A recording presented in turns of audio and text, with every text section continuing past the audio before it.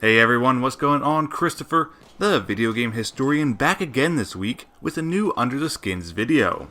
This series has always been about taking a look at the various weapon skins in Battlefield 1 and their references in the war. This episode is no different, and I'll be taking a look at 4 of the new skins DICE has recently been releasing on the exchange. For this video, I'll be taking a look at the new Annihilator skin Towards the Flame, the Marasti for the Federov Avtomat, the sexy Ma Petite Mimi for the Chauchat, and finally, the Flora Sandes for the Howell Automatic, which is probably the best reference I've come across yet doing this series.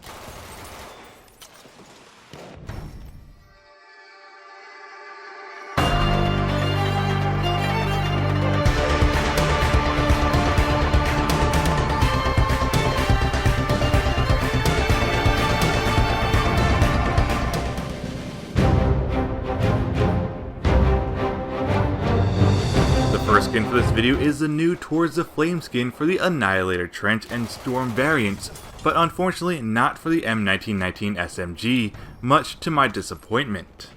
This skin is in reference to the book of the same name, written by Herbie Allen, based on his own wartime experiences. According to Google Books' description, Towards the Flame chronicles the experience of the 28th Division in the summer of 1918 through the eyes of Lieutenant Herbie Allen and his men, made up of primarily PA National Guardsmen, who saw extensive service on the Western Front.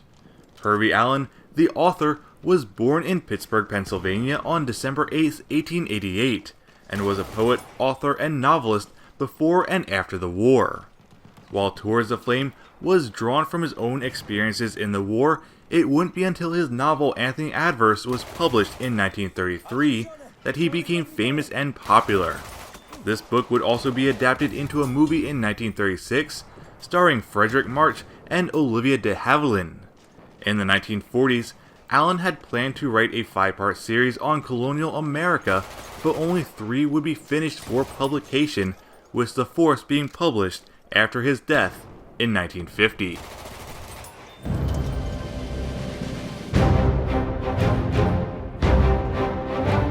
The next skin is the Marasti skin for the Federov Avtomat, and like the previous reference, this too is only available for both the trench and optical variants, and does not apply to the Degtari variant.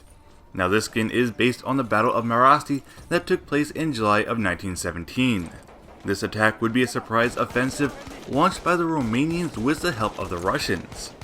While much of the Russian military had descended into chaos after the failed Brusilov offensive, the Russian 4th and 9th armies continued to assist the Romanians, who had just gotten done resting and reorganizing their own troops. With the help of aerial spotters, a 2-day-long heavy bombardment was launched on July 22nd on the German 9th and Austro-Hungarian 1st armies, who were entrenched in the rough terrain of the Varentia Mountains. On July 24th, the Russian and Romanian troops would begin their infantry push, with the Romanians advancing behind a creeping artillery barrage, while the Russians supported their southern flank from the rear. In total, 59 Romanian battalions would advance up to 19 kilometers that day. However, due to the rough terrain and the heavily dense forest, the Romanians found it difficult to quickly move heavy guns up to the front, as the roads their engineers constructed were just washing away into mud.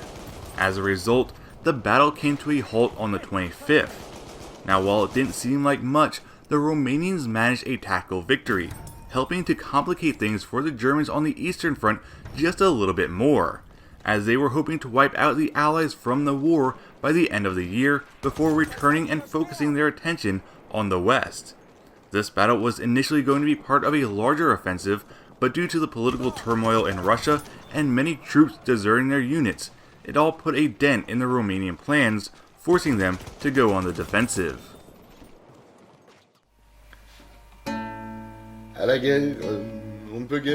The Ma Petite Mimi skin for the Chauchat is an aptly named skin for the weapon, due to it being a song written for machine gunners in World War I by Theodore Botrel. The song, which you can hear in the background, was written in 1915 to the tune of Little Tonquinese, and is about the connection that French machine gunners had with their weapons.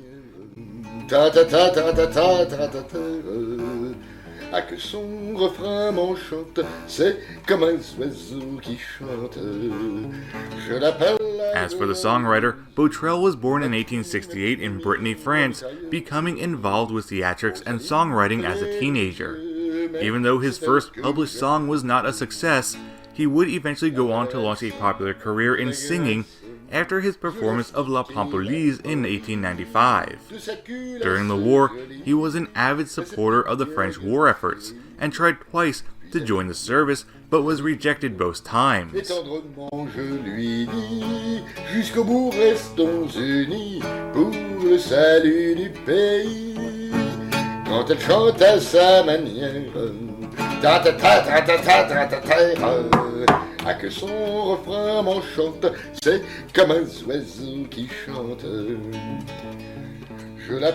Despite being turned down for service, his patriotism never dwindled and would go on to write and perform patriotic songs for the war effort, eventually creating a monthly publication called Les Chants du Bouviac, which contained songs for the soldiers to enjoy. In 1915, he would be appointed as the official bard of the armies, and in 1925 he would pass away at the age of 56 in Pont-Aven, France.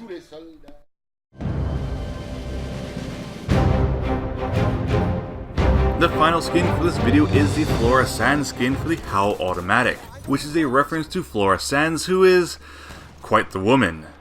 Badass doesn't adequately describe her, and in fact she'd probably put Chuck Norris to shame. Born in North Yorkshire in 1876, she would grow up drinking, smoking, riding horses, and shooting in Suffolk. Not impressed with the hoity-toity lifestyle of a middle-class woman in England, she would leave the country after being trained as a stenographer to work in Cairo for a time, before getting bored and leaving for North America and Canada. It's said that while traveling and working across the US, she was forced to shoot a man in self-defense. Shortly before the war broke out, she would return to England, where she learned to drive her French racing car and would go on to join the shooting club. When the war finally did break out in 1914, she saw an opportunity to escape to even more adventures. She signed up with the St. John's Ambulance Service, where she was sent to Serbia to work. After a year and becoming fluent in Serbian, she would join the Red Cross, where she worked directly on the front lines with the Serbian infantry. After being forced to fight back against the quickly advancing Central Powers, she would enlist with the Serbian army, where she quickly rose to the rank of Sergeant Major. After being badly wounded by shrapnel from a grenade, she would return back to the trenches to serve the remainder of the war. But wait, there's still more to her story. In 1927, she would marry a white Russian officer and move to Yugoslavia. In 1941, at the age of 65, the Nazis invaded the country, where she once again enlisted into the Yugoslavian military to fight back.